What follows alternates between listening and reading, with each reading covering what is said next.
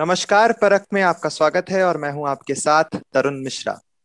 युवा शक्ति के प्रखर प्रणेता स्वामी विवेकानंद ने कहा है, ब्रह्मांड की सभी शक्तियां हमारे अंदर हैं। यह हम ही हैं जिन्होंने अपनी आंखों के सामने हाथ रखा है और रोते हुए कहा कि अंधेरा है। युवा ऊर्जा पर अगर सबसे बड़ा ग्रहण देखा जाए तो वह ड्रग्स और नशीले पदार्थों का सेवन है। इस कुरीति के सागर को पार करने की शक्ति बहुत आंतरिक है। आज इसी शक्ति का मूल्यांकन करने एवं अन्य आयामों पर चर्चा करने के लिए हम यहाँ उपस्थित हुए हैं। आज हमारे साथ जुड़ रहे हैं वैभव सैनी, यशविका मल्हान और अंकुर वर्मा। ये सभी दिल्ली विश्वविद्यालय दयाल सिंह कॉलेज के राजनीति विभाग के छात्र हैं। सभी वक्ता अतिथियों का मैं हार्दिक स्वागत करता हूं। बिना किसी विलंब के मैं चाहूंगा कि आप अपने अपने ओपनिंग रिमार्क्स विषय पर दें। यशविका, पहला निमंत्रण मैं आपको देता हूं। Thank you so much for giving the opportunity. Recently, there has been over-top media attention on drug cases and summons involving film celebrities, which creates a false impression that addiction is a trait of a certain industry, group, or class of people. This takes away the attention from the larger drug menace that is there. Contrary to what popular debate suggests, drug is a widespread health issue and its influence is obviously rising.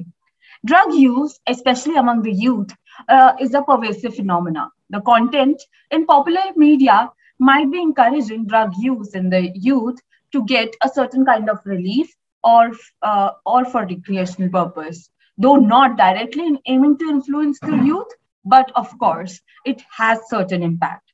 Since we tend to do things that mostly people around us are doing, drug proliferation might be increasing because of our friends and people around us influencing us to do that in spite of being aware of its harmful effects and the consequences that it poses.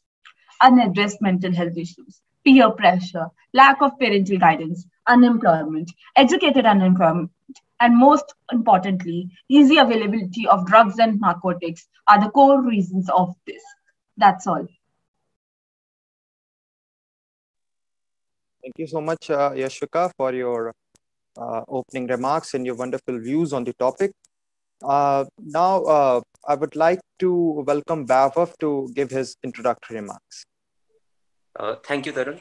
तो तरुण, जैसा कि हम drugs और youth के बारे में बात कर रहे हैं, तो सबसे पहले हमें यह समझ लेना चाहिए कि ड्रग्स का ये जो टॉपिक है, ये कभी भी एक यूनिडायमेंशनल टॉपिक रहा ही नहीं है या किसी एक इंडस्ट्री से रिलेटेड ये रहा ही नहीं है।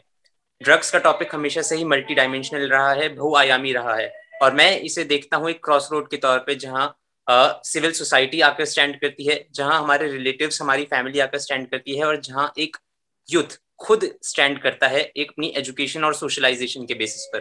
तो मुझे लगता है जब ये तीनों साथ आते हैं, जब ये तीनों साथ आकर ये तीनों साथ आते हैं और इसके साथ हमारे इंस्टीट्यूशनल फ्रेमवर्क भी मिलता है, तब जाके हम ड्रग अब्यूज पर काम कर सकते हैं। बिल्कुल, मैं यशविका की बात को आगे बढ़ाते हुए यही कहना चाहूंगा कि हमें इसे एक इंडस्ट्री के ट्रेड के तौर पर नहीं देखना चाहिए और एक कॉम्प्रिहेंसिव पॉलिसी के तौर पर, एक कॉम्प्रिहेंसिव सोसाइटी के तौर पर इससे डील करना चाहिए। तरुण, बहुत बहुत धन्यवाद वैभव, और मैं आपकी बात से पूर्णतः सहमत हूँ। इसे एक इंडस्ट्री के ट्रेड से नहीं देखना चाहिए और इसका जो डायमेंशन है वो मल्टी डायमेंशनल है। अंकुर, अब आप आगे बढ़ें और अपने विचार दें। First of all, thank you so much, Tarun, for giving us such a wonderful opportunity. So there are over 190 million drug users around the world. The problem that has been arising at the alarming rate, especially if we talk about the meaning of drug addictions, that refers to the condition of being addicted to the drugs that's generally illegal, which affect the mood and behavior of a particular person. If we see the drug menace in India that has spread faster among the youth in the India, I think it's because of the India has sandwiches between two largest opium productive regions. On the one hand, there is a golden triangle, which comprises the Thailand, Vietnam, Myanmar, and Laos. On the other hand, there is a golden crescent that comprises Pakistan, Afghanistan, and Iran. So as per the report, magnitude subsistence use in India, that's the report which under the All India Institute of Medical Research that's released in the 2019. It has been estimated under this report that approximately 8.5 lakh pupils are addicted to the drugs. So that's become a huge concern for all of us, that this estimation is rising with the span of time. Thank you. बहुत बहुत धन्यवाद अंकुर, आपने बखूबी ढंग से अपने विचार विषय पर प्रकट किए। तो पहला प्रश्न मैं वैभव से पूछना चाहूंगा, क्योंकि हम क्वेश्चन और आंसर राउंड की तरफ आगे बढ़ रहे हैं। क्या आपको नहीं लगता कि ड्रग की शुरुआत सिगरेट से होती है और आगे बढ़ते बढ़ते यही सिगरेट मारिजुआना और गांजा जैसे नशों में परिवर्तित हो जाता है? आप इस बढ़ते हुए क्रम को किस तरह से देखते हैं? बिल्कुल तरुण, मैं आपकी बात से सहमत हूं कि हम कह सकते हैं कि सिगरेट बहुत हद तक गांजे और मैरिजुआना के सेवन, जो स्मोकिंग के तौर पर, वीड स्मोकिंग के तौर पर होता है, एक तरीके से उसका स्टार्टिंग पॉइंट होता है। अगर पहले हम स्मोकिंग को समझें तो सिगरेट स्मोकिंग का जो मेन कॉन्स्टिट्यूएंट है वो टोबैको है, और टोबैको का मेन कॉन्स्टिट्यूएंट निकोटीन है। निकोटीन, जैसा कि हम जानते हैं, हमारे दिमाग से डोपामीन का सेक्रीशन एड करता है, जिससे हमें एक अंदर से एक खुशी की फीलिंग आती है, एक ऐसी फीलिंग जिससे हम अपनी स्ट्रेस को भूल जाते हैं। और जैसे हम सिगरेट का यूज करने लगते हैं, अगर किसी व्यक्ति के पास एक सिगरेट से उसकी तलब पूरी हो रही है, उसकी डिजायर पूरी हो रही है, तो रोज उसका रेजिस्टेंस बढ़ता जाता है, और शायद वही कल 2 सिगरेट या फिर और कल 5 सिगरेट भी हो सकता है। तो अगर हम इसी के कंपैरिजन में, इसके समानांतर में अगर हम वीड को देखें, मैरिजुआना को देखें, तो अगर मैरिजुआना की स्मोकिंग को हम देखें तो उससे 1/3 ज्यादा एक्स्ट्रा वॉल्यूम पफ निकलता है। यानी वो स्मोकिंग का जो धुआं हम देखते हैं वो एक एक्सटीरियर फीलिंग भी यूजर को देता है, क्योंकि वह धुआं, वो पफ ज्यादा होता है, और उसकी जो इनहेलेशन कैपेसिटी है, जो केमिकल्स की इनहेलेशन कैपेसिटी है मैरिजुआना की स्मोकिंग में, वो भी बहुत ज्यादा बढ़ जाती है। और इसके साथ साथ हम कह सकते हैं कि मैरिजुआना का जो मेन कॉन्स्टिट्यूएंट है वो TCH है, और TCH निकोटीन के कंपैरिजन में ही ब्लड में उतनी ही तेजी से घुलता है, लेकिन उसका इम्पैक्ट सिगरेट स्मोकिंग से निकोटीन से कम हम कह सकते हैं 3 से 4 घंटे तक यूजर के डिपेंडेंस में ज्यादा रहता है। और आप देख रहे हैं जब इंटरनली उसके माइंड को भी 3 से 4 घंटे एक तरीके से खुशी मिल रही है, उसे वो डोपामीन का सेक्रीशन मिल रहा है, और एक्सटीरियर भी उसे वो पफ का वॉल्यूम उसे ज्यादा मिल रहा है। तो बिल्कुल मेरे हिसाब से जो सिगरेट है वो फर्स्ट स्टेज है, क्योंकि फर्स्ट स्टेज में ही वो रेजिस्टेंस डेवलप होती है। सिगरेट स्मोकिंग वो रेजिस्टेंस डेवलप करती है, जिससे प्रेरित हो या जिसकी एड से कोई व्यक्ति मैरिजुआना तक जाता है। और एक बार व्यक्ति ने सिगरेट पीना शुरू किया तो सिगरेट से तंबाकू को निकाल के उसमें वीड डालना तो कोई बहुत मुश्किल काम नहीं है। बिल्कुल मैं आपकी बात से सहमत रहूंगा कि ये फर्स्ट स्टेज है। तरुण, बहुत बखूबी ढंग से वैभव आपने हर एक आयाम पर प्रकाश डाला, और ये बात बिल्कुल सही है कि किस तरीके से आंशिक सुख के लिए और आंशिक प्रसन्नता के लिए कुछ युवा आगे बढ़ते बढ़ते नए पदार्थों को ट्राई करते करते एक ऐसे जाल में पहुंच जाते हैं जहां से निकल पाना बहुत मुश्किल होता है। Next, I would like to turn to Yashuka to know the role of peer pressure as the beginning of the substance use, because youngsters seem to be extensively influenced by their peers and friends, and they actually start taking drugs or something like that in their pressure. What's your take on this? Absolutely. Peer pressure is one of the main causes of drug use and the starting of drug use in children. As children grow older and reach the teenage and the young adult stages of life, with age, the parents' influence often diminishes. And as a part of life's natural progression, youngsters are more influenced by their peers. Many detailed studies have shown the worrisome aspects of peer pressure other than drug use as one of the most powerful tools to sway away youngsters towards drug addiction.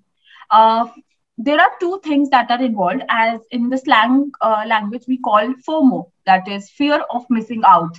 Many people fear missing out on the fun when they don't do what their friends do. This often causes a form of pressure that influences people to behave in a way that they might not do otherwise. Secondly, peer pressure is the pressure to conform to what others are doing. It can be, come on, just try for fun, or if you don't do this, you are not cool. Sometimes a person suffering from mental health issues might do this to fit in the social circle that is there.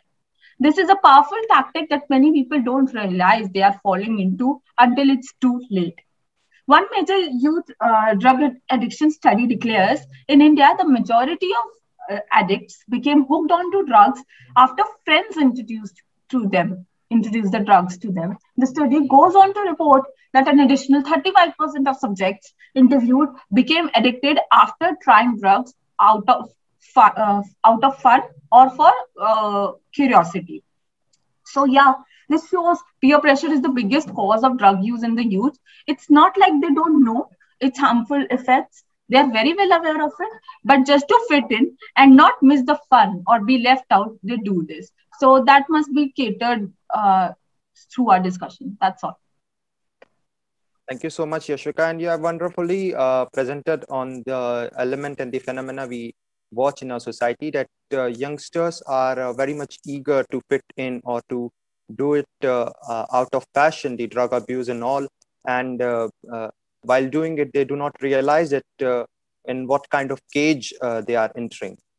तो आगे बढ़ते हुए अंकुर से मैं जानना चाहूंगा कि सरकारें अपने स्तर पर ड्रग अब्यूज से निपटने का कार्य करती हैं, तो सफल होती हैं और कभी कभी नहीं भी, परंतु इस फॉर्मल सॉल्यूशन से अलग हटते हुए परिवार और अभिभावकों का क्या योगदान होना चाहिए, खासकर तब जब वे जानते हैं कि उनके घर में ही उनका कोई निकट संबंधी या जानने वाला नशे की गिरफ्त में। Bilkul Tarun. So as we all know that government has taken certain kind of step to tackle this problem. For example, if we talk about some kind of campaigns which have been conducted by the government, like Nasha Mukti Bharat, and some surveys and scheme also also have been launched by the government. But I think an international treaties as well and conventions also have been signed by government with the countries. But I think it's not sufficient. अगर मैं बात करूं कि यही policy sufficient नहीं है, क्योंकि यहाँ पर एक कोऑपरेशन और कोऑर्डिनेशन ये भी बहुत बड़ी चीज है। जब तक यहाँ पर पेरेंट्स या टीचर्स का एक कोऑपरेशन नहीं होगा पॉलिसीज के साथ साथ, तो ये प्रॉब्लम को टैकल करने में आई थिंक थोड़ा टाइम लग सकता है। सो पहली बात तो मैं फैमिलीज से शुरू करूंगा, जहाँ पर कोऑपरेशन और कोऑर्डिनेशन उनको एक ऐसा रोल प्ले करना है। तो यहाँ पर फैमिली में मेरा मतलब कि यहाँ पर पेरेंट्स जो अपने बच्चों को अवेयर करें हर चीज से रिलेटेड, चाहे वो ड्रग्स हो, अल्कोहल हो। एक हमारी सोसाइटी में ऐसा स्टीरियोटाइप या मिथ कह सकते हैं हम इस चीज को, ऐसा मिथ माना जाता है कि बच्चों को ड्रग्स या अल्कोहल से रिलेटेड चीजों के बारे में नहीं बताते। मेरा मानना यहाँ पर यह है कि मेन रीजन इस चीज का यही है कि जो एस्टिमेशन बढ़ता जा रहा है यहाँ पर ड्रग एडिक्ट का, इसी वजह से बढ़ता जा रहा है, क्योंकि उनको अच्छे से अवेयर नहीं किया जा रहा। यहाँ पर बच्चों में कहीं ना कहीं ईगरनेस आएगी, वो एंजियस होंगे इस चीज को लेकर के, वो सोचेंगे कि हमें क्यों इस चीज से एलिनेट रखा जा रहा है, और वो उस चीज को ट्राई करना शुरू करें। सो यहाँ पर पेरेंट्स की ये ड्यूटी है, वो अपने बच्चों को हर चीज के लिए अवेयर करें और यहाँ पर नेगेटिव एस्पेक्ट पर सबसे ज्यादा फोकस करें एंड बताएं कि that how it could be detrimental for us, for our health, for our education as well as our society. And यहाँ पर सेल्फ एस्टीम भी हमारी लो करेंगे और हमारे लाइफ के जो गोल हमने प्लान कर रखे हैं उसको भी अनेबल करेंगे हमें उसको अचीव करने में। दूसरी ओर यहाँ पर मैं टीचर्स की बात करूंगा, जहाँ पर टीचर्स का रोल बहुत बड़ा होता है बच्चों को एजुकेशन देने में। उनकी जो बुक्स है कहीं ना कहीं कुछ चैप्टर्स ऐसे इंक्लूड करवाना ड्रग से रिलेटेड, ताकि बच्चे उस चीज को पढ़ करके उनमें अवेयरनेस जागे और वो आगे ऐसा फ्यूचर में कदम उठाना सोचे बिना। मेनली नेगेटिव एस्पेक्ट पर फोकस होना चाहिए कि हमारे हेल्थ पर, हमारी एजुकेशन पर या हमारे ब्रेन पर कैसे अफेक्ट करती है ये चीज। So that's it from my side. Thank you so much Ankur. और बिल्कुल मैं आपकी बात से पूरी तरह सहमत हूँ कि अभिभावकों को और शिक्षकों को अपने अपने स्तर पर इस चीज का मूल्यांकन करना चाहिए और इससे निपटने की कोशिश करनी चाहिए। और खासकर जैसे यशिका ने भी अपनी बात को पूर्णतः स्पष्ट किया कि कैसे जो यंगस्टर्स होते हैं वो आउट ऑफ क्यूरियोसिटी आगे बढ़ते हुए चले जाते हैं और एक तरीके से ड्रग्स के पूरे जंजाल में फंस जाते हैं। तो इसका निराकरण अंकुर ने बहुत बेहतर तरीके से बताया कि शैक्षणिक स्तर पर और अभिभावकों के स्तर पर बिल्कुल हो सकता है। यशिका, आज के समय में हम देख रहे हैं कि मनोरंजन और एंटरटेनमेंट के तरीके बदले हैं। हम टीवी से लेकर अब ओटीटी प्लेटफॉर्म्स पर स्विच कर रहे हैं, परंतु क्या हम कह सकते हैं कि ओटीटी जैसे मंच कहीं ना कहीं ड्रग एब्यूज को नॉर्मलाइज कर रहे हैं, उसे ग्लैमराइज करने की कोशिश की जा रही है और उसको इतने साधारण तरीके से बताया जाता है कि उसको कहीं ना कहीं देख करके, क्यूरियोसिटी की बात तो अलग रख करके, उससे लोग बहुत ज्यादा प्रेरणा लेते हैं और वो सोचते हैं कि ये सारी चीजें अच्छी हैं। Of course, we get influenced by the content that is there, especially the youth. Of course, the OTT platforms on social media have a great effect on us, since the consumption levels of the content have increased drastically after the pandemic. And as you said, the way of consumption has changed. And the OTT is a great platform for artists to showcase their diverse content freely. But that does not mean in any case drug use can be normalized and glamorized. This influence can often be enough to open the door for experimental and recreational drug use, especially in our younger generations. The onus of being responsible is on the creators, actors, and writers as to what content they are showing. The context and the way it's presented makes all the difference. The influence of entertainment is very powerful, and it could either lead to increase in its usage, or have a positive effect by curbing its use too, when it's shown in a darker light that it's not right and it shouldn't be done. So in any case, the OTT web series and shows and movies, and even the Western shows that we take into account, often are the ones that glamorize the lifestyle, this lifestyle as one of excitement with just a hint of danger. A counter argument that has been there is that they show what is the actual reality of the society is, which is not absolutely wrong, but the whole light and the context in which they depict makes the difference. So that is there. Thank you so much, Yashika, and it is an very amazing thing that you have presented here. Like you have very well clarified that how OTT platforms need to be very sensible about presenting the things they do nowadays, and they should not directly promote or glamorize the drug use. तो इसी से जुड़ा अगर हम एक चीज और देखेंगे, और जो सोशल मीडिया पे हमें बहुत सारी चीजों को देखने को मिलता है, और कई हमने वीडियोस ऐसे देखे जिसकी ऊपर मीम्स बने, कुछ ऐसे नशीले पदार्थ होते हैं जैसे हीरोइन, कोकेन आदि, जिनको हम नशे के लिए जानते हैं, पर हमारे आसपास ऐसे भी लोग हमें दिखेंगे जो नॉन आइडेंटिफाइड सब्सटेंस यूज कर रहे हैं, जैसे वाइटनर्स, नेल पेंट रिमूवर्स, बाम। तो वैभव, आपका इस पर क्या विचार है कि क्या हम इस महत्वपूर्ण विषय को चर्चा से दूर रखते हैं कि हम केवल और केवल एक फॉर्मल और आइडेंटिफाइड सब्सटेंस अब्यूज की बात कर रहे हैं, और कहीं ना कहीं बहुत बड़े एक वर्ग को पीछे छोड़ रहे हैं जो कि अलग तरीके के नशे के घेरे में है? बिल्कुल तरुण, और यही बात आती है सब्सटेंस अब्यूज और ड्रग अब्यूज की। बिल्कुल मैं यहाँ पर इस बात आपकी बात पर डिफरेंशिएट करना चाहूंगा। ड्रग अब्यूज बिल्कुल पॉपुलर डोमेन में है, हम सब उस पर बात करना चाहते हैं, पर सब्सटेंस अब्यूज हमेशा एक तरीके से आप कहते हैं अंडर द कारपेट ही रह जाता है, और उस पर उस तरीके से ध्यान नहीं दिया जाता जितना वो डिजर्व करता है। हम हमेशा देखते हैं हमारे स्कूल्स में, हमारे घर में या हमारे आसपास ही बच्चे जब अपनी करेक्शन के लिए व्हाइटनर्स का यूज करते हैं, या तो वे पेज के बहुत ज्यादा करीब चले जाते हैं, या उसकी टिप को अपने नाक के पास, अपने मुंह के पास ले आते हैं, और बिल्कुल हमें लगता है कि ये सब एक बहुत ही नेचुरल फिनोमिना है, जैसे एक पेन के साथ या पेंसिल के साथ किया जाता है, पर ऐसा नहीं है। बिल्कुल उसके अंदर जो केमिकल्स प्रेजेंट होते हैं वो एक बच्चे के दिमाग पर असर डालते हैं, और बच्चा उससे एक वक्त के बाद एडिक्ट हो जाता है। और बिल्कुल व्हाइटनर जिस तरीके से मार्केट में चीपली अवेलेबल है, इजीली अवेलेबल है, बच्चा आराम से उसे खरीदकर आराम से परचेज करके सब्सटेंस अब्यूज कर सकता है। सब्सटेंस अब्यूज ड्रग अब्यूज से अलग है, क्योंकि सब्सटेंस अब्यूज में जो चीजें इन्वॉल्व होती हैं वो ड्रग्स होती ही नहीं है, पर वो ड्रग्स के रूप में काम करती हैं, और बच्चों को एक तरीके से व्हाइटनर से भी हाई मिलती है, व्हाइटनर से भी इंटॉक्सिकेशन होता है। और सबसे ज्यादा इस पर बातचीत होती है कि क्यों ना व्हाइटनर्स को बैन कर दिया जाए, पर ऐसा नहीं है, क्योंकि सिर्फ बैन ही कोई सोल्यूशन नहीं है। क्योंकि अगर आप व्हाइटनर्स को बैन कर देंगे तो दूसरा चैलेंज आएगा नेल पॉलिश से, आप नेल पॉलिश को बैन करेंगे तो चैलेंज आएगा नेल पॉलिश रिमूवर से।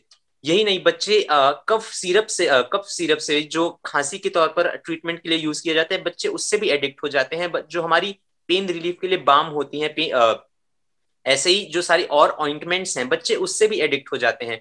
तो बैन इसका भी सोल्यूशन नहीं है, और हमारा सोल्यूशन है कि बच्चों को पेरेंट्स यहाँ पर बच्चों को देखें, हमारे बड़े बच्चों को देखें कि बच्चे असल में किस तरीके से काम कर रहे हैं, क्योंकि ये उम्र का वह वो पड़ाव है जब बच्चे शायद समझ नहीं पाते हैं कि वे क्या कर रहे हैं। और इसके अलावा तरुण, मैं यहाँ इंस्टीट्यूशनल फेलियर की भी बात करना चाहूंगा। हम सब जानते हैं हमारी स्ट्रीट चिल्ड्रन बहुत ज्यादा हैं, जो बच्चे चिल्ड्रन इन नीड हैं, जो हमारे स्ट्रीट्स पर यूं ही घूमते रहते हैं, जिसका किसी ध्यान नहीं जाता है। बहुत सारी रिपोर्ट्स आई, लगभग 50 to 60% उनमें से सब्सटेंस अब्यूज के शिकार हैं। Substance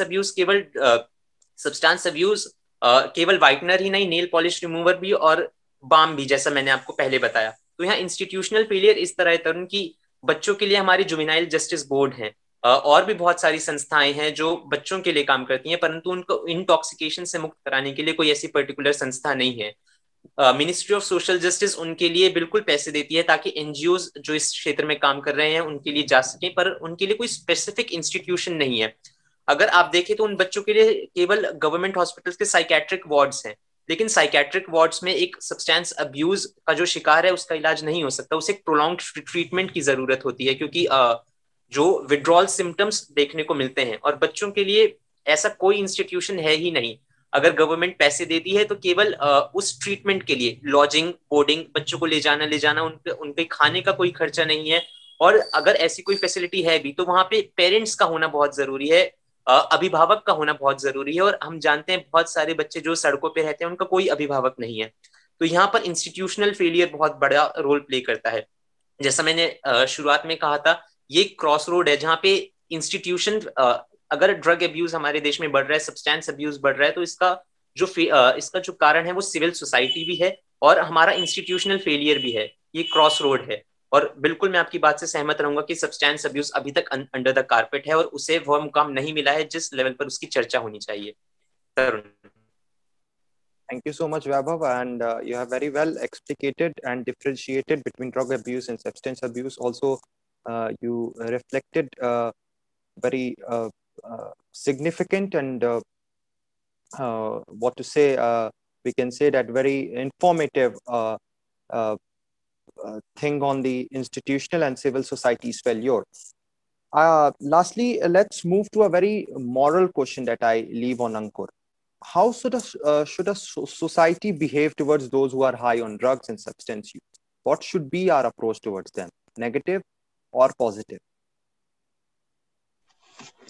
Yes, Tarun, as you said that if a person is drug addict in the society, so I think the society that should behave in a positive manner. For instance, if we take an example, if a loved one is using the drugs, so society that should encourage them to talk to their primary care doctor, because it can be easier to have their conversation with the doctor than a family member for someone in the early stage of this problem. A conversation with a doctor that may be enough to get them help that they need. The doctor can help the person to think about their drugs use, understanding the risk for addictions, and ultimately come up with a plan for change. So at the last, I just want to say that society definitely should play the positive role so that the problem that could be tackled. Thank you. Thank you so much, Ankur, for giving your views on a very moral question that I had asked you. तो आगे बढ़ते हुए जब हम अपनी चर्चा को निष्कर्ष की ओर ले जा रहे हैं, तो आप तीनों से अनुरोध करूंगा कि अपने अपने कंक्लूडिंग रिमार्क्स दें। वैभव तो शुरुआत करते हुए अंकुर और फिर यशविका। थैंक यू तरुण। तो तरुण, अंत में मैं यही कहना चाहूंगा, जैसा कि हमने अभी तक ही देखा है, ड्रग अब्यूज और सब्सटेंस अब्यूज की जब बात होती है, हम बिल्कुल अभी तक एक निश्चित ढर्रे पर चल रहे हैं और अभी तक सिविल सोसाइटी और इंस्टीट्यूशनल फ्रेमवर्क हमारा साथ नहीं आ पाया है। चाहे हम कितनी ही बात कर ले कोऑर्डिनेशन की, लेकिन वो कोऑर्डिनेशन नहीं दिख रही है। और ड्रग अब्यूज और सब्सटेंस अब्यूज बिल्कुल किसी की लत बन जाती है तो हम उससे घृणा की नजरों से देखने लगते हैं। जैसे अंकुर ने अभी कहा, एक कंपैशनेट ग्राउंड की जरूरत है। बिल्कुल हमें उन्हें एक मेंटल फ्रेमवर्क उनका देखना चाहिए, और एक पेशेंट के तौर पर जैसे हम कंपैशनेंसी दिखाते हैं, जैसे हम अपनी केयर दिखाते हैं, हमें वैसे ही दिखाना चाहिए। क्योंकि अगर हमारा ही कोई साथी इस ड्रग अब्यूज का शिकार है तो वह बिल्कुल नफरत का हकदार नहीं है, और वह प्यार डिजर्व करता है जिससे वह इस सबसे बाहर आ सके। और हमें एक कॉम्प्रिहेंसिव फ्रेमवर्क रखना चाहिए। थैंक्स तरुण। धन्यवाद वैभव। अंकुर, अब आप अपने कंक्लूडिंग रिमार्क्स दें।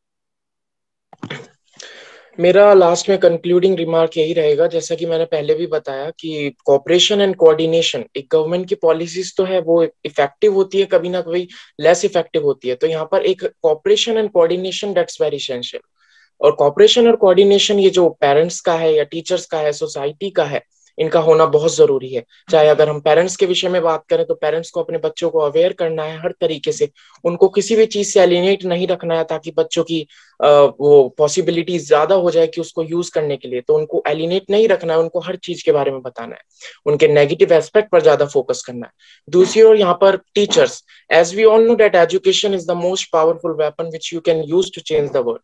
सो यहाँ पर उन जो बच्चे बुक्स पढ़ते हैं उनमें कुछ ऐसे चैप्टर्स को इंक्लूड करवाना, कुछ अवेयरनेस प्रोग्राम्स स्कूल्स में चलवाना मंथ टू मंथ, ताकि बच्चे इस चीज से अवेयर हो सकें। एंड लास्टली सोसाइटी में जैसा मैंने कहा पहले भी कि पॉजिटिव रोल होना चाहिए ड्रग एडिक्टर को लेकर के।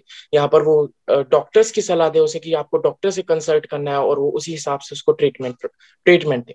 और लास्ट में यही कहना चाहूंगी, cooperation and coordination, that's very essential. That is it from my side, thank you. धन्यवाद अंकुर। यशविका, अब आप अपने विचार दें। I'll just conclude by saying that in society nowadays, teens and young adults are influenced by the social acceptance of drugs. There is the lack of personal responsibility and general apathy surrounding the issue, which has filtered down to the youth, creating normality in drug abuse. As a society, there is a need to provide a safe space, a space where we need to acknowledge and understand the dilemmas and issues playing young people and provide them with a strong support system at the personal and institutional levels to curb this menace. That's all. Thank you.